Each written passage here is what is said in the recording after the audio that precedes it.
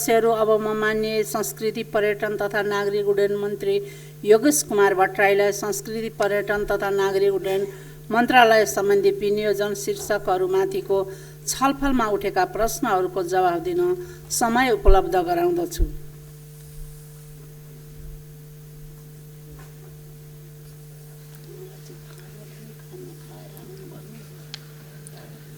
सम्माननीय अध्यक्ष महोदय,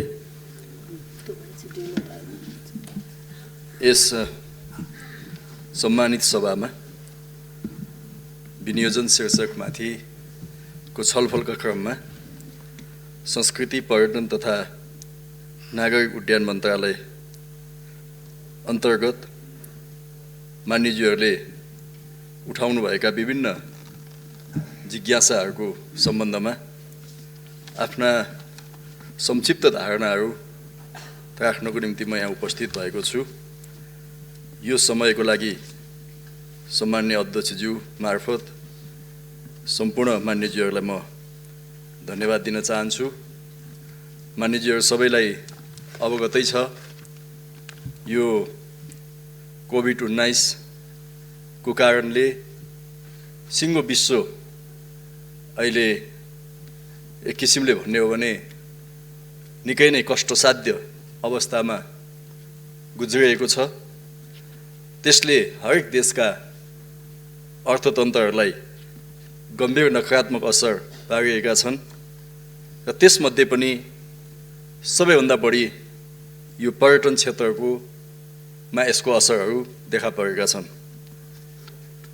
र नेपालमा पनि नेपालको पर्यटन क्षेत्रमा कोरोना भाइरस कोभिड-19 का कारणले हामीले भ्रमण वर्ष 2020 लाई स्थगित गर्नु परेको छ र अझै पर्यटन क्षेत्र कसरी फेरि चलायमान हुन्छ भनेर अहिले नै पूर्व अनुमान गर्न सकिने अवस्थामा समयको हिसाबले हामी छैनौँ, किनकि यसको प्रभाव कहिलेसम्म रहन्छ र मानिसहरूको सम्पूर्ण ढङ्गले यसको त्रासबाट मानिसको मनोविज्ञान कहिले मुक्त हुन्छ भनेर भन्न सकिँदैन। त्यसकारणले अहिले नै हामी यस विषयमा धेरै अनुमान लगाएर बोल्न सक्ने अवस्थामा छैनौँ। यस मन्त्रालय अन्तर्गत मूलत यो कोभिड-19 को कारणले हामीले जति पुँजीगत खर्चहरूलाई प्रस्तावित गरेका थियौँ त्यसमा केही कटौती भएकै छ। विगतका आयोजनाहरूमा पनि जुन ढङ्गले पर्याप्त विनियोजन हुनुपर्ने थियो त्यस्तो अवस्था छैन। विशेष गरी यसमा ठुला राष्ट्रिय गौरवका पूर्वाधारका कार्यक्रमहरूलाई यथावत राखिएको छ। विमानस्थलहरूको निर्माणमा गौतम बुद्ध अन्तर्राष्ट्रिय विमानस्थल, पोखरा क्षेत्रीय अन्तर्राष्ट्रिय विमानस्थल, निजगढ अन्तर्राष्ट्रिय विमानस्थलको निर्माण कार्यलाई अगाडि बढाउने गरी बजेटको व्यवस्थापन भएको छ। ती कामहरू अगाडि हामी बढाउँदैछौँ र कतिपय कामहरू छिटै नै सम्पन्न हुँदैछन्। खास गरिकन गौतम बुद्ध विमानस्थलको काम यदि यो कोभिड-19 को अवस्था नभएको भए त्यो विमानस्थल सञ्चालनमै आइसक्ने अवस्था थियो, तर केही समय पछाडि धकेलिने अवस्था बनेको छ। त्रिभुवन अन्तर्राष्ट्रिय विमानस्थलको स्तर उन्नति लगायतका कामहरू निरन्तर छन्। लकडाउनको अवधिमा पनि यी सबै विमानस्थलमा काम रोकिएको छैन। निर्माण सामग्रीहरूको व्यवस्थापन, श्रमिकहरूको व्यवस्थापन गरेर हामीले कामलाई अगाडि बढाएका छौँ। करिब 55 वटा विमानस्थलहरू अहिले हामीसँग छन्। त्यसमध्ये 34 वटा जति विमानस्थलहरू कालोपत्र भएर सञ्चालित छन् र अरू विमानस्थलहरू पनि बिस्तारै त्यसको स्तर उन्नति गर्ने, विस्तार गर्ने काममा हामी निरन्तर लाग्नेछौँ। प्रादेशिक राजधानी भएका विमानस्थलहरूलाई हब विमानस्थलको रूपमा विकास गर्नका निम्ति हामी हर सम्भव त्यसमा लगानी गर्नेछौँ र प्रयत्नहरू अगाडि बढाउँदै लगेका छौँ। त्यस्तै यो संस्कृतिको क्षेत्रमा यो भूकम्पबाट क्षति भएका करिब 900 भन्दा बढी सम्पदाहरूमध्ये यो बीचमा 450 भन्दा बढी सम्पदाहरूको पुनर्निर्माण भएको छ। यही आउने वर्ष हामी अरू 200 भन्दा बढीको पुनर्निर्माण सम्पन्न गर्छौँ र आउने 2 वर्षभित्रमा भूकम्पबाट क्षति भएका सम्पूर्ण सम्पदाहरूको पुनर्निर्माणको काम सक्ने गरी हामीले लक्ष्य राखेका छौँ र बजेटहरूको व्यवस्थापन त्यसरी गरेका छौँ। यद्यपि यो साल कोभिडको कारणले त्यति पर्याप्त त्यसमा पनि छैन, तर हाम्रो प्राथमिकतामा छ।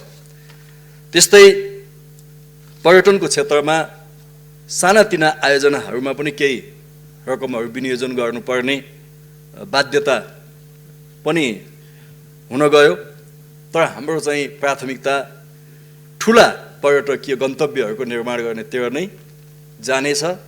मान्यज्यूहरूले पनि प्रादेशिक रूपमा ठुला गन्तव्यहरूमा जोड दिनुपर्छ भन्नुभएको छ।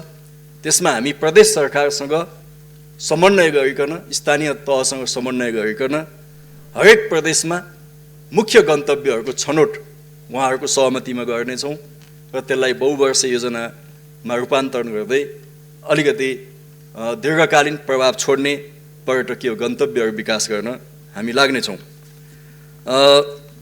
साधारण खर्च पक्कै पनि विगतमा भन्दा कटौती भएकै छ। मान्यज्यूले यो कर्मचारीको भत्ता लगायत उखामा रकम बढेको जस्तो इङ्गित गर्नुभएको थियो, तर गएको साल भनेको यो अहिलेको साल करिब 21 लाख त्यसमा विनियोजन भएकोमा आउने सालको लागि हामीले 6 लाख मात्रै त्यसमा राखेका छौँ। उल्लेख्य मात्रामा त्यो घटेको कुरा म मान्यज्यूलाई अनुरोध गर्न चाहन्छु। यसदेखि बाहेक आज मैले मान्यज्यूहरूलाई बताउनु पर्ने कुराहरू, विशेष गरी आजकै छलफलमा पनि पूरक प्रश्न गर्ने क्रममा पनि मान्यज्यूहरूले केही मन्त्रालयको सन्दर्भमा त्यो उठाउनु भएको छ र हिजो विनियोजन शीर्षकमाथिको छलफलको क्रममा पनि त्यो उठाउनु भएको छ।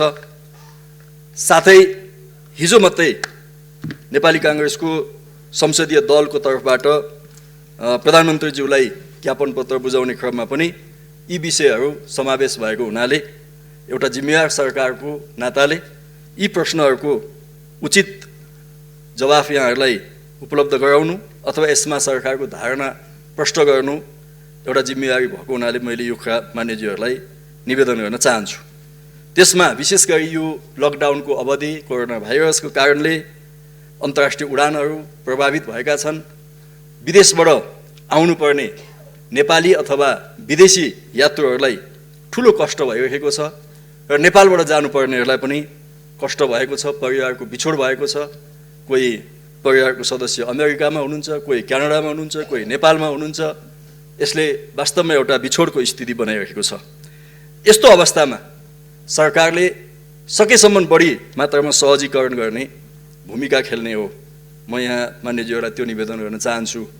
त्यसमा पनि हाम्रो प्राथमिकता देशभित्र कोरोनाको प्रभाव बढ्न नदिनु, प्रभावित भएका मानिसहरूको सही ढङ्गले उपचार गर्नु र मानिसहरूको जीवन रक्षा गर्ने कुरा नै सरकारको प्रधान प्राथमिकता भएको हुनाले अन्य कतिपय विषयहरूमा सरकारले यथेष्ट ध्यान दिन कहिलेकाहीँ नसक्न सक्छ, किनकि प्राथमिकता हाम्रो मान्छेको जीवन रक्षा गर्ने हो। प्राथमिकता मान्छेहरूलाई कोरोना लागिसकेपछि त्यसको सकुशल उपचार गर्ने र उहाँको परिवारमा खुसी ल्याउने हो। त्यसकारण सरकारको प्राथमिकता त्यता जान्छ। त्यो भइसकेपछि बजेटहरू पनि बढी त्यहाँ खर्च हुन्छन् भन्ने कुरा मान्यज्यूहरूले नबुझ्नु भएको होला भन्ने म ठान्दिनँ। मान्यज्यूहरूले त्यो बुझ्नुभएको छ। संक्षिप्तमा भन्दा यो लकडाउनको अवधिमा त्रिभुवन अन्तर्राष्ट्रिय विमानस्थलबाट अहिलेसम्म 108 वटा उडानहरू भएका छन्, अन्तर्राष्ट्रिय उडानहरू। त्यसमा प्यासेन्जर बोकेका यात्रु उडानहरू 66 वटा भएका छन् र कार्गो उडानहरू 42 वटा भएका छन्। यो यात्रु उडानबाट 11,856 जना प्यासेन्जरहरू यात्रुहरू चाहिँ नि आउनुभएको छ र जानुभएको छ। यसमा करिब 649 जना, हिजोसम्मको डाटा हो, 649 जना यात्रुहरू विदेशबाट नेपाल आउनुभएको छ। त्यो अधिकांश नेपाली नै हुनुहुन्छ विभिन्न ठाउँबाट, र अरू चाहिँ 11,702 चाहिँ विदेशी नागरिकहरू र विदेशमा जानुपर्ने नेपाली नागरिकहरू यहाँबाट उडान गर्नुभएको छ। म मान्यज्यूहरूलाई त्यो निवेदन गर्न चाहन्छु। र विदेशी वायु सेवाहरू 25 वटा वायु सेवाले 54 वटा उडान गरेको छ। नेपालका 4वटा वायु सेवाहरूले 66वटा 4वटा वायु सेवाहरूले अरू बाँकी उडान गरेको छ, 54वटा उडान गरेको छ। यसरी म यो निवेदन गर्न चाहन्छु। विशेष गरी आज यो मान्यज्यूहरूलाई पनि मैले स्पष्ट गर्नुपर्छ, तर मान्यज्यूहरू मार्फत सम्पूर्ण नेपाली जनसमुदायले पनि जानकारी पाउनु राम्रो हुन्छ। साथै विदेशमा बस्ने दुःख पाएका हाम्रा नेपाली दाजुभाइ दिदीबहिनीहरूलाई पनि यो विषय प्रष्ट हुनुपर्छ भनेर मैले अलिकति यो विदेशबाट आउने फर्किने नेपालीहरूको व्यवस्थापनको बारेमा केही प्रष्ट बनाउनु पर्ने हुन्छ। मान्यज्यूहरूले पनि आज पनि उठाउनु भएको छ, 2 डबल मात्रै होइन 3 डबल 4 डबल भाडा भयो भनेर उठाउनु भएको छ। मान्यज्यूहरूले कहाँबाट त्यस्तो देखेर उठाउनु हो मलाई थाहा भएन। मान्यज्यूहरूको कम्प्युटरको डाटा अलिकति गडबड भयो जस्तो मलाई लाग्छ। अलिकति आफ्नो सफ्टवेयरलाई राम्रोसितले अपडेट गर्नुभयो भने म खुसी नै हुने थिएँ मान्यज्यूहरू। यसमा मान्यज्यूहरूलाई म भन्न चाहन्छु, 2077 साल जेठ 12 गते हाम्रो मन्त्री परिषदको बैठकले विदेशबाट आउने नेपालीहरूको सहजीकरण गर्ने एउटा कार्यविधि पास गर्यो। त्यो कार्यविधि मानिसहरूलाई थाहा छँदैछ। त्यसमा प्राथमिकता तोकिएको छ, कस्ता मानिसहरूलाई, कस्ता नेपालीहरूलाई पहिलो प्राथमिकतामा राख्ने त्यो प्राथमिकता तोकिएको छ। र त्यो प्राथमिकताको आधारमा सम्बन्धित देशमा रहेको नेपाली नियोग, दूतावास अथवा कूटनैतिक नियोगले प्राथमिकता क्रममा यात्रुहरूको नामावली तयार गर्छ र त्यो नामावली हाम्रो परराष्ट्र मन्त्रालयमा पठाउँछ। परराष्ट्र मन्त्रालयले त्यसलाई आवश्यक छानबिन गरेर स्वीकृत गर्छ र त्यसको निम्ति कस्तो खालको हवाई उडानबाट आउने त्यो कुरा निश्चित हुन्छ। त्यसमा 2-3टा कुरा हुन्छन्। एउटा, कुनै पनि कम्पनीले त्यहाँ काम गरेका श्रमिकहरूलाई निशुल्क आफ्नो खर्चमा काठमाडौँसम्म उतार्छ, त्यो उसको खर्च हुन्छ। अर्को एउटा, सम्बन्धित देशले पनि आफ्नो खर्चमा मानिसहरूलाई काठमाडौँसम्म ल्याउने काम गर्छ, त्यो पनि उसको खर्च हुन्छ। त्यो हामीले खर्च गर्नु पर्दैन, कम्पनीको पनि हामीले खर्च गर्नु पर्दैन। अब कतिपय कम्पनीले पनि नल्याइदिने, त्यो देशले पनि नल्याइदिने, त्यस्तो मानिसहरूलाई नेपाल सरकारले यदि उहाँहरूको आर्थिक अवस्था एकदमै कमजोर छ, उहाँहरू सक्नुहुन्न, उहाँहरूको अवस्था दयनीय छ भन्ने ठान्यो भने नेपाल सरकारले त्यस्ता उद्धार उडानहरू गर्न सक्छ। चौथो विकल्प, हामीले आजको सन्दर्भमा सकेसम्म सस्तोमा हवाई भाडा दर तोक्छौँ र त्यो हवाई भाडा दर आफै टिकट काटेर आउनुपर्ने यो खालको क्याटेगोरीको हुन्छ। यसरी हामीले विभिन्न ढङ्गले छुट्याएका छौँ। अब म मान्यज्यूहरूलाई के भन्न चाहन्छु भने, हाम्रा नेपालीहरू चाहे त्यो कतारमा होस्, चाहे मलेसियामा होस्, चाहे अरू कुनै पनि देशमा होस्, उहाँहरू किन जानुभएको छ? आफ्नो रगत त्यहाँ बगाउनु भएको छ, पसिना बगाउनु भएको छ, परिवारसँग बिछोड भएको छ, अनेक सामाजिक तनावहरू त्यसबाट उत्पन्न भएका छन्। त्यसका बावजुद पनि 18 घण्टा 20 घण्टा त्यहाँ काम गरेर रगत पसिना त्यहाँ बगाउनु भएको छ। त्यहाँको वैभव, त्यहाँको समृद्धि, त्यहाँको जाने खुसियालीका निम्ति हाम्रा नेपाली नौजवान साथीहरूले रगत पसिना बगाएका छन्। जब उनीहरूलाई अप्ठ्यारो पर्छ भने त्यो देशको दायित्व हुन्छ कि उनीहरूलाई सकुशल मानवीय व्यवहार गर्ने। पहिलो कुरा त म भन्न चाहन्छु, हाम्रो संसदले त्यो कुरा उठाउनुपर्छ, हाम्रो नेपाली जनसमुदायले त्यो कुरा उठाउनुपर्छ। तपाईँको खुसीका निम्ति हाम्रो नेपालीहरूले रगत पसिना बगाए, आज अप्ठ्यारो परेको बेला तपाईँले सडकमा फाल्न पाउनुहुन्न। तपाईँले ILO कन्भेन्सनमा सही गर्नुभएको छ, तपाईँले श्रम सम्झौतामा सही गर्नुभएको छ भने त्यो तपाईँको दायित्व हो। हाम्रो संसदले त यो पो कुरा उठाउनुपर्छ जस्तो मलाई लाग्छ। त्यसो भने एउटा दबाब सिर्जना हुन्छ। तर जे भए पनि हामीले यो पनि म मान्यज्यूहरूलाई भन्न चाहन्छु, कतिपय देशहरूले आफ्नो नागरिकहरूलाई यहाँबाट लानुभयो, नेपाली पनि जानुभएको छ। अमेरिका जाँदा झन्डै $3000 टिकट काटेर यहाँबाट जानुभएको छ। त्यो हाम्रो सरकारले तोकेको भाडा दर होइन। क्यानाडा जाँदा $3500 भन्दा बढी उठाइएको छ। अस्ट्रेलिया जाँदा $2200-2500 पनि पैसा उठाइएको छ। जापान जाँदा $1000, $1200, $1500 पनि पैसा उठाइएको छ। हङकङ जाँदा $800 भन्दा बढी उठाइएको छ। यसमा हामी कोही पनि बोल्दैनौँ, किनकि यो ठुला देशको मामला हो, विदेशी एयरलाइन्सहरूको मामला हो। हामी यसमा बोल्दैनौँ किनभने डराउँछौँ। ठुला देशको कुरा हो, के गर्ला पछि भिसा नदेला कि त्यहाँ जाँदा डर लाग्छ हामीलाई। तर यही भइरहेको छ। त्यही ठाउँमा हामीले भाडा तोकेका छौँ $550 हङकङ जाने, जबकि त्यहाँ चाहिँ $800, $1000 भाडा उठाएर लगियो। हामी बोलेनौँ। नेपाल एयरलाइन्सले $500 लिएर आउँछ भन्दाखेरि नारा जुलुस भइरहेको छ। अनि मान्यज्यूहरू भन्नुहुन्छ 3 डबल भाडा उठायो। यो तोकेको हामीले यही हो, योभन्दा बढी हामी उठाउँदैनौँ। अझ म भन्न चाहन्छु कि भाडा दर अनियमित ढङ्गले ट्राभल एजेन्सीहरूले उठाइरहेका छन्, एजेन्सीहरूले भन्ने कुरा हामीले थाहा पाएपछि मैले मन्त्रालयमा एउटा कमिटी बनाएर छानबिन गर्न लाग्छु। र मैले भनेको छु, यदि अनियन्त्रित ढङ्गले भाडा दर उठाइएको छ भने सप्रमाण हामी त्यो हेर्छौँ। त्यस्ता ट्राभल एजेन्सीहरूको लाइसेन्स खारेज हुन्छ, तिनीहरूलाई फेरि काम गर्न नदिने गरी कारबाही गरिन्छ। किनकि ब्रह्मलुट गर्न कहीँ पनि पाइँदैन।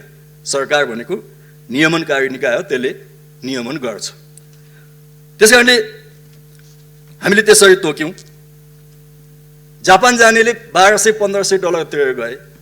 हामीले नेपाल एयरलाइन्सको भाडा तोक्यौँ $935। म मान्यज्यूहरूलाई सोध्न चाहन्छु, $935 बढी हो कि $1200 बढी हो?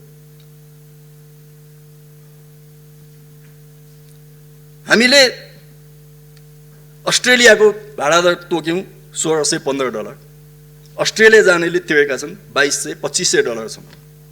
अब हामीले भन्यौँ $1615 भन्दा लिन पाइँदैन। हाम्रो नेपाल एयरलाइन्सले $1615 अस्ट्रेलियामा गएर नेपालीहरूलाई लिएर आउँछ। कहाँको $1615, कहाँको $2500? अनि मान्यज्यूहरूले यो कुरालाई त राम्ररी हेर्न सक्नु भएन जस्तो मलाई लाग्छ। त्यस्तै कोरियाको EPS प्रणालीबाट जाने नेपालीहरूसँग $1200 उठाइयो। हामीले त्यसमा अब्जेक्सन गर्यौँ र उताबाट आउने नेपालीहरूलाई हामी ल्याउँछौँ भनेर कोरियन एयरले हामीलाई भन्यो, चिठी पठायो हाम्रो सिउल स्थित दूतावास मार्फत, र उसले $1000 भाडा प्रस्तावित गर्यो। हामीले सोध्यौँ, उसले नेपालबाट प्यासेन्जर लान्छ कि लाँदैन? लान्छ। लान्छ भने $1000 महँगो भयो। वान वे भने पनि महँगो भयो, एकपट्टि मात्रै आउने भने नि महँगो भयो। नेपालबाट पनि प्यासेन्जर लान्छ भने झन् महँगो हो। हामी $1000 मा स्वीकृत गर्दैनौँ। त्यसपछि फेरि चिठी पठायो हाम्रो एम्बेसी मार्फत, उसले $750 मा ल्याउँछु भन्यो। हामीले त्यो 750 पनि काठमाडौँबाट प्यासेन्जर उठाउने हो भनेर उताबाट पनि उठाउने हो भने महँगो हुन्छ भन्यो। हिजो मात्रै आएर उहाँहरूले $625 मा ल्याउँछु भन्नुभयो कोरियन एयरले। तर हामीले भन्यौँ $600 सम्ममा ल्याउनुहोस्। $600 मा ल्याउँदा पनि उसले यताबाट पनि प्यासेन्जर लान्छ। त्यो कुरा हामी देख्दैनौँ। उसले कति कमाइरहेको छ त्यसलाई हामी देख्दैनौँ। बिचरा एउटा घिटिपिसे ढङ्गले खुट्टा टेकिएको नेपाल एयरलाइन्समाथि सबैको आँखा लाग्छ। अरूले कसरी कमाइरहेका छन् त्यतातिर हामी ध्यान दिँदैनौँ। त्यसैले म मान्यज्यूहरूलाई त्यो प्रश्न गर्न चाहन्छु। त्यस्तै यो UAE को एयर अरेबियाले उसले यताबाट प्यासेन्जर बोक्नको निम्ति अनुमति मागेको थियो। हामीले ठिक छ आउनुहोस् भन्यौँ।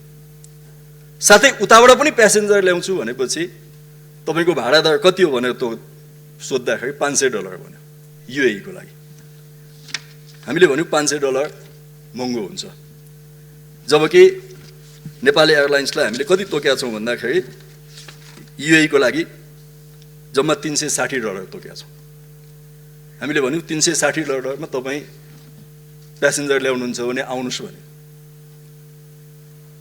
उसले यसमा मानेको छैन, किनभने $360 मा हामीलाई नाफा हुँदैन भन्छ। जबकि हाम्रो नेपाली एयरलाइन्सले $360 मा ल्याउँदैछ त्यहाँबाट। उद्धार गरेर ल्याउँदैछ। त्यसलाई पनि हामीले ठिक ढङ्गले बुझेनौँ। बङ्गलादेशको $165, कतारको $392, जबकि एउटा सामान्य अवस्थामा पनि यो भाडा दर चाहिँ योभन्दा धेरै महँगो हुने स्थिति बन्छ। तर आज हामीले नेपालीहरूलाई नै उद्धार गर्ने कुरा हो, त्यसैले सकेसम्म रनिङ कस्टमा खर्च मात्रै उठ्ने गरी धेरै नाफा नराख्ने गरी चाहिँ नि ल्याउनुपर्छ भनेर नेपाल एयरलाइन्सलाई हामीले भनेका छौँ। म मान्यज्यूहरूलाई त्यो स्पष्ट गर्न चाहन्छु। हामीले अमेरिकाबाट पनि युरोपबाट पनि नेपाली आउँदैछन्, जबकि त्यहाँ पहिले अमेरिका जाँदा चाहिँ $3000 पनि तिरेर गइयो। तर हामीले तोक्यौँ। अब कुनै पनि एयरलाइन्सले अमेरिकाबाट नेपाली ल्याउँछ भने $1500 देखि $1600 भन्दा बढी लिन पाउँदैन। यसमा सम्बन्धित एयरलाइन्सले पनि सहमति जनाएका छन् र उनीहरूले यही अनुसार उडान गर्छन्। युरोपतिर खास गरी लन्डन, फ्र्याङ्कफर्ट जस्ता डेस्टिनेसनमा हामीले चाहिँ $1100-1200 जति तोकेका छौँ, जबकि योभन्दा पहिले त्यहाँ चाहिँ झन्डै तपाईँको $1500-2000 पनि तिरेर यात्रुहरूलाई लाने काम भयो। जबकि नेपाल एयरलाइन्सले तर नेपाली विमानहरूले सरकारले तोकेको सहुलियत भाडा दरमा प्यासेन्जरहरू ल्याउने कुरा गर्छ। त्यसैले म मान्यज्यूहरूलाई के भन्न चाहन्छु भने हामी नेपाली भएर हेर्दाखेरि हाम्रा नेपाली भाइस्यहरूलाई फाइदा पुगोस्, तिनीहरूको आर्थिक अवस्था राम्रो बनोस्, हामीले हेर्ने कुरा त त्यही नै हो जस्तो लाग्छ। केही साथीहरू, युवा साथीहरू नेपाल एयरलाइन्समा धर्ना बस्न जानुभयो, त्यहाँको अध्यक्षलाई हप्की गर्नुभयो।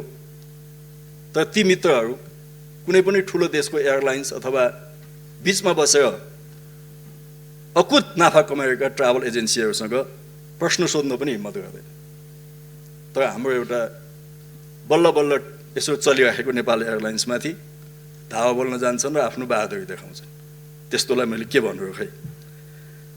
त्यस्तै मान्यज्यूहरू, हामी यो सानो देशको लघुताभासबाट मुक्त हुनुपर्छ।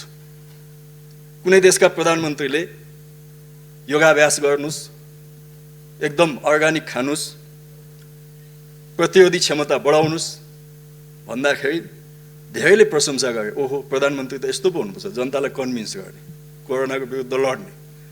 जब हाम्रो देशमा प्रधानमन्त्रीले पार्लियामेन्टमा आएर कोरोना विरुद्धको लडाइँमा कसरी इम्युनिटी पावर बढाउने भनेर नेपालका जैविक कुराहरूको प्रशंसा गर्दा धेरै मित्रहरू, बुद्धिजीवी मित्रहरूले, सांसद साथीहरूले पनि उडाउनु।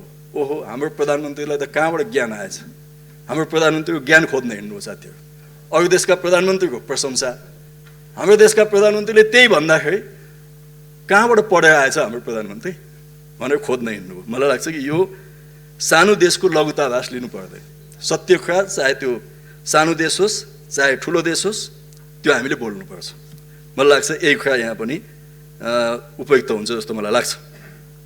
जहाँसम्म यो वैदेशिक रोजगार कल्याणकारी कोषको कुरा छ, अघि श्रम मन्त्रीज्यूले पनि यसलाई प्रश्न पारिसक्नुभयो। विदेशमा काम गर्न जाने, विशेष गरी खाडी र मलेसियामा काम गर्न जाने श्रमिकहरूले जाँदाखेरि केही निश्चित पैसा त्यहाँ जम्मा गर्नुहुन्छ र उहाँहरूकै पैसा हो। अब त्यो पैसा चलाउने कि नचलाउने त्यो सम्बन्धित मन्त्रीको मन्त्रालयको कुरा हो। मैले भनेको थिएँ हामी एयरलाइन्सबाट $100 जति भाडा घटाउँछौँ, त्यो कोषबाट पनि अलिकति व्यवस्था गरौँ, त्यसो गर्दा अझै नेपालीहरूलाई सहज हुन्छ भनेको छु। मलाई विश्वास छ कि मन्त्रीज्यूले, सम्बन्धित मन्त्रालयले त्यसमा सकारात्मक ढङ्गले हेर्नेछ। उहाँहरूले यहाँ आइसकेपछि होल्डिङ सेन्टरमा खानेपानी, खाजा, खानाको व्यवस्थापन र सम्बन्धित प्रदेशसम्म जाने यातायात व्यवस्थापन सम्भवतः त्यो कोषबाट गर्नुभएको छ। यदि हवाई भाडामा पनि उहाँहरूले $100 जति त्यसमा आफ्नो तर्फबाट योगदान दिनुभयो भने श्रमिकहरूलाई अझै सहज हुने थियो। त्यो मैले चाहिँ सम्बन्धित मन्त्रीज्यूसँग पनि भनेको छु, हामी छलफलमा छौँ। अब यहाँ एउटा दृष्टान्त म दिन चाहन्छु। ओमानबाट एउटा एयरलाइन्सले नेपालीहरूलाई लिएर आउनुभयो $279 मा। हामीले त्यहाँ भाडा तोकेका छौँ $368। हाम्रोभन्दा उसको सस्तो छ यहाँ। तर के कुरा बुझिएन भने त्यो एयरलाइन्सले जम्मा 7 केजी वेट लगेजमा दिन्छ, हाम्रो नेपाल एयरलाइन्सले 25 किलो दिन्छ। हवाई उडानमा 1 केजी वेट तपाईँले थप्नुभयो भने सामान्यतः नेपाली 1000 रुपियाँ तपाईँले तिर्नुपर्छ। हामीले 18 केजी बढी दिएका छौँ। यदि हाम्रो जति नै वेट उसले बोक्यो भने उसले चाहिँ 18 × 1000 18,000 रुपियाँ एक्स्ट्रा तिर्नुपर्छ। भनेपछि उसको भाडा कहाँ पुग्छ? त्यो बजेट एयर हो, त्यसले 1 गिलास पानी खान पनि दिँदैन। हाम्रो विमानले त्यहाँबाट यहाँसम्म आउँदा खाना खुवाउँछ, अरू पनि फ्लाइटभित्रको सर्भिसहरू उसले दिन्छ। मान्यज्यूहरूलाई यो सबै आज मैले बुझाउने मौका पाएँ, मलाई खुसी नै लागेको छ। यति कुरा बुझ्यौँ भने सायद हामी फेरि यो कुरा छलफल गर्नु पर्दैन जस्तो लाग्छ। त्यसकारणले म सबै मान्यज्यूहरूलाई भन्न चाहन्छु, यस्तो अप्ठ्यारो बेलामा कसैले पनि अनावश्यक नागरिकहरूलाई दुःख दिनु हुँदैन। नागरिकहरूलाई आर्थिक भार अनावश्यक ढङ्गले बोकाउनु हुँदैन। त्यो कुरा म मान्यज्यूहरूलाई निवेदन गर्न चाहन्छु। त्यही कोरियन एयरको उदाहरण लिउँ न। उसले $1000 मा ल्याउने प्रस्ताव गर्दा यदि हामीले हुन्छ भनेको भए नेपालीहरूले $1000 तिर्नु पर्थ्यो। आज उसले अब $600 मा ल्याउँदैछ। $400 त हाम्रो दबावले अथवा हामीले अस्वीकृत गरेको कारणले एकजना व्यक्तिको $400 त बचत भइरहेको छ। $500 मा दुबईबाट ल्याउँछु भन्ने एयरलाइन्सले $360 मा झर्नु पर्यो भने झन्डै $150 एकजना नेपालीको बचत हुँदैछ। दोहाबाट त्यस्तै हुन्छ, अन्यत्रबाट त्यस्तै हुन्छ, अमेरिकाबाट, युरोपबाट, जापानबाट पनि यिनै प्रक्रियाहरू हुन्छन्। त्यसैले यो कुरा म मान्यज्यूहरू मार्फत यो सम्मानित सभालाई निवेदन गर्न चाहन्छु र हामी यो कोरोना विरुद्धको लडाइँमा, खास गरेर पर्यटन क्षेत्रको पुनर्स्थापनामा, देशको अर्थतन्त्रलाई फेरि चलायमान बनाउने कुरामा हामी सबै एकताबद्ध भएर अगाडि बढौँ। मान्यज्यूहरूले उठाउनुभएका अरू थुप्रै कुराहरू मैले आज छुन सकिनँ, किनभने समय पनि त्यस्तै छ। पछि पनि हामी छलफल गर्दै जाउँला, कहाँ कति बजेटहरू भयो अथवा भएन। हामी साझेदारीमा काम गर्न सक्छौँ प्रदेशसँग, स्थानीय तहसँग। त्यसमा पनि मान्यज्यूहरूको राय सुझाव पछि हामी लिने नै छौँ। यति भनेर सम्माननीय अध्यक्षज्यू मार्फत यो संस्कृति पर्यटन तथा नागरिक उड्डयन मन्त्रालयमा जिज्ञासा राख्नुहुने सम्पूर्ण मान्यज्यूहरूलाई म धन्यवाद दिन चाहन्छु। धन्यवाद। मान्य सदस्यहरू, मान्य संस्कृति पर्यटन तथा नागरिक उड्डयन मन्त्री योगेश कुमार भट्टराईले दिनुभएको जवाफका सम्बन्धमा स्पष्टीकरण माग गर्न चाहनुहुने माननीय सदस्यहरूलाई समय उपलब्ध गराउँदछु। विनियोजन विधेयक अन्तर्गत सम्बन्धित मन्त्रालयको विनियोजन शीर्षकहरूमाथिको छलफलमा भाग लिनुभएका मान्य सदस्यहरूले मात्र स्पष्टीकरण माग गर्न पाउनुहुने बेहोरा जानकारी गराउँदछु। स्पष्टीकरण माग गर्न चाहनुहुने प्रत्येक मान्य सदस्यलाई 1 मिनेटको समय निर्धारण गरेको छु। माननीय रमेश जङ्गरायमाझी।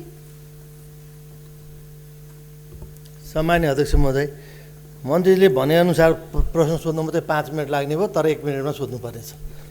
अब मन्त्रीले धेरै कुराहरू भन्नुभयो। बजेटमा चाहिँ आवश्यक बजेट विनियोजन भएन भनेर। विनियोजन नभइरहेको बेलामा यो चुवान डाँडामा प्रधानमन्त्रीज्यूको आफ्नो जिल्ला भएको कारणले, जन्मेको थलो भएको कारणले यो बजेट नहुँदाहुँदै चाहिँ त्यहाँ एयरपोर्ट बनाउनु पर्ने, साना जहाजहरू हामीसँग छैनन्, कुनै पनि साना जहाजहरू, ट्विनेटरहरू।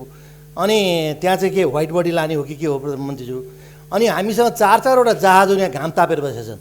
ती जहाजहरू हामीले किन पठाएनौँ? अर्काको $1000 किन स्वीकारेर बस्यौँ र त्यसलाई घटायौँ भन्यो? डलर घटाउने नाममा जनता चाहिँ त्यहाँ श्रमिकहरू चाहिँ यातना पाएर बस्ने हो? यातना भोगेर बस्ने हो हाम्रो देशका नागरिकहरू। पैसा मात्रै ठुलो कुरो होइन नि मान्छेको लागि, जीवन ठुलो कुरो हो नि। त्यस कारण मन्त्रीज्यू यो अलिकति धेरै उ भयो जस्तो लाग्छ मलाई। अब प्रश्न धेरै लामो प्रश्नहरू थियो, त्यस कारण यति मात्रै प्रश्न जवाब पाउँ। धन्यवाद। मान्य प्रकाश पन्त।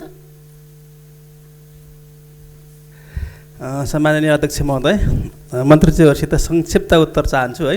अब यो हाम्रो कार्यसूचीमा चाहिँ यो नेपाल सरकारको विभिन्न मन्त्रालयको चाहिँ सूची यहाँ पेस भएको हुनाले अरू मुलुकका मन्त्रालयको बारेमा गर्न सकिएन। अब पछि सरकारले नै पेस गर्यो भने हामी गरौँला। अब यहाँ के छ भने वेदव्यासलाई बिर्सिएर, त्यसपछि भानुभक्तलाई बिर्सिएर, देवघाटलाई बिर्सिएर कसरी यो संस्कृति मन्त्रालय हुनसक्छ, त्यतातर्फ अलिकति मन्त्रीज्यूको ध्यान पुगेन जस्तो लाग्यो। र पर्यटन क्षेत्र, उद्योगदेखि लिएर यो सबै होमस्टेहरू, दुनियाँ थोक सबै एकदम अहिले धाराशायी छ। तिनीहरूलाई कसरी उठाउने कार्यक्रम छ? धन्यवाद। माननीय अनिता देवकोटा। सम्माननीय अध्यक्षज्यू मार्फत म मन्त्रीजीलाई प्रश्न गर्न चाहन्छु। सरकार अभिभावक हो कि होइन? त्यसैले विदेशमा अलपत्र परेकालाई अध्ययन गरेर सस्तो मूल्यमा ल्याउनु पर्ने सरकारले त्यो रणनीति अख्तियार गर्यो कि गरेन? इन्धनमा 52 प्रति लिटर अहिले पनि नाफा छ। त्यसैले 24 घन्टामा 2 पटक प्लेनको भाडा घटबड हुनेले त्यो उहाँ विदेशमा रहेका नागरिक एकछिन आफू पनि म विदेशमा अल्पत्र छु भनेर सोचेर भन्ने हो भने कस्तो अवस्था हुन्छ भन्ने कुरा सरकारको ध्यान जानु जरुरी छ। त्यसै गरी म अर्को पनि प्रश्न गर्न चाहन्छु। भर्खरै सरकारले भिसा लकडाउन अवधिभरि यहाँ रहेका पर्यटकहरूलाई 1 सातासम्म भिसामा शुल्क जरिमाना नलाग्ने भनेर भन्यो। फेरि जरिमाना उठाउन लाग्यो भनेर अहिले सम्बन्धित देशकाहरूले राजदूतावासमा गर्ने र अन्यत्र पनि विरोध गर्ने कार्यहरू आएको छ र फेरि सरकार यसमा निर्णय गर्ने अनि फेरि पुनर्विचार गर्ने हो भने समयमै किन पुनर्विचार गर्नु? मान्य सदस्यहरू, अब म मान्य सदस्यहरूले सोध्नु भएको स्पष्टीकरणका सम्बन्धमा प्रश्न पार्न मान्य संस्कृति, पर्यटन तथा नागरिक उड्डयन मन्त्री योगेश कुमार भट्टराईलाई समय उपलब्ध गराउँदछु। सम्माननीय अध्यक्षज्यू, चुवानडाँडा एयरपोर्ट त्यो प्रधानमन्त्रीज्यूको गाउँ मात्रै भएर होइन, नेपालको लोकतान्त्रिक आन्दोलनको एउटा अग्रणी स्थान भएर पनि प्राथमिकता पाएको हो। त्यहाँ सानो जहाजै बस्छ, तर त्यसको आकाशमाथि वाइड बडी पनि उडेर विदेश चाहिँ जान्छ। हामीसँग 4-4वटा जहाजहरू छन्। त्यसकारणले नै विदेशबाट आउने नेपालीहरूलाई ल्याउनलाई सबभन्दा बढी प्राथमिकता हामीले हाम्रो जहाजहरूलाई दिएका छौँ। 60वटा फ्लाइटमध्ये 44वटा फ्लाइटहरू नेपाल एयरलाइन्स र हिमालय एयरलाइन्सले गर्छन्। त्यो प्राथमिकतामा नै राखेका छौँ हामीले। वेदव्यास र भानुभक्त तनहुँको सन्दर्भमा मान्य प्रकाश पन्तजीले उठाउनु भएको छ। व्यास क्षेत्रको पर्यटकीय विकासको निम्ति भनेर केही बजेटहरू हामीले राखेका छौँ। यदि त्यो अपुग भयो भने हामी त्यहाँको नगरपालिकासँग साझेदारीमा थप बजेटहरू व्यवस्था गर्न सक्छौँ र भानुभक्तलाई पनि हामीले राष्ट्रिय प्राथमिकतामा नै राख्नेछौँ। त्यस्तै मान्यज्यूले उठाउनु भएको छ, जुन कुरा मैले अघि धेरै लामो फेरिस्त पनि बताइसकेँ, त्यो प्रश्न पनि बनाइसकेँ। सरकारले विदेशबाट आउने नेपालीहरूको सहजीकरण गर्ने सम्बन्धमा कस्तो नेपालीहरू, कस्तो दाजुभाइहरू फ्रीमा आउनुहुन्छ, कम्पनीले ल्याउँछ, त्यहाँको सरकारले ल्याउँछ, कतिपयलाई हाम्रै देशको सरकारले पनि उद्धार गर्छ, तर कतिपय आफ्नो पैसा हालेर आउनुपर्छ। सायद यो क्याटेगोरी हामीले जुन छुट्याएको छौँ यो प्रोग्रेसिभ नै छ। जसले सक्नुहुन्छ उहाँहरूले केही फेयरहरू, भाडाहरू तिरेर आउनुहुन्छ। जसले सक्नुहुन्न त्यहाँको कम्पनी अथवा त्यहाँको सरकार अथवा नेपाल सरकारले उहाँहरूलाई उद्धार गर्छ। मेरो विचारमा योभन्दा उपयुक्त नीति अर्को हुँदैन होला जस्तो मलाई लाग्छ। जहाँसम्म भाडा दर घटबड भन्ने कुरा छ, सुरुमा हामीले कुनै पनि एयरलाइन्सहरूलाई विदेशबाट मात्रै नेपालीहरूलाई उद्धार गर्ने, फ्लाइट गर्ने भनेका थियौँ। पछि हाम्रो सिसिएमसीले यताबाट पनि कोही जान चाहन्छ भने लगिदिने भनेपछि यताबाट पनि प्यासेन्जरहरू पाउने सम्भावना हुन्छ। त्यसो हुँदा सुरुमा तोकेको भाडाभन्दा सेकेन्ड लटमा हामीले $100 त्यस कारणले घटाएका छौँ कि यताबाट पनि प्यासेन्जर चाहिँ हुन सक्ने सम्भावना भएको हुनाले तपाईँको भाडा अलिकति घटाउनुहोस् भनेपछि हाम्रा दुवै एयरलाइन्सहरूले त्यो भाडा घटाएका हुन् र अहिले जुन भाडा दर निर्धारण गरिएको छ त्यस आधारमा पनि हामीले राखेका छौँ। सामान्यतया हाम्रो पहिलेको निर्णयअनुसार यो लकडाउनको अवधिमा नेपालभित्र रहेका विदेशी पर्यटकहरूको भिसा अवधि सकियो भने त्यो भिसा अवधि एक्सटेन्ड गर्ने र त्यसमा भिसा शुल्क नलाग्ने भन्ने नै सरकारको निर्णय हो, मैले बुझेको त्यही हो। यद्यपि यो इमिग्रेसन गृह मन्त्रालयको सवाल भएको हुनाले मैले पछिल्लो कालमा के त्यसमा थप अपडेटहरू भएको छ कि मलाई जानकारी छैन, तर पहिलेको सुरुको निर्णय यही नै हो। यदि त्यसमा त्यो निर्णय कायम छ भने विदेशीहरूलाई ओभरस्टे भएको कारणले यो लकडाउनको अवधिको भिसा शुल्क लाग्दैन नै। यदि गृह मन्त्रालयले पछि कुनै निर्णय गरेको छ भने मलाई जानकारीमा छैन। मान्यज्यूहरूलाई फेरि एकपटक धन्यवाद दिँदै सम्माननीय अध्यक्षज्यूलाई समय उपलब्धको निम्ति धन्यवाद भन्न चाहन्छु। धन्यवाद। मान्य सदस्यहरू, संस्कृति पर्यटन तथा नागरिक उड्डयन मन्त्रालय सम्बन्धी विनियोजन शीर्षक माथिको छलफल यहीँ समाप्त हुन्छ।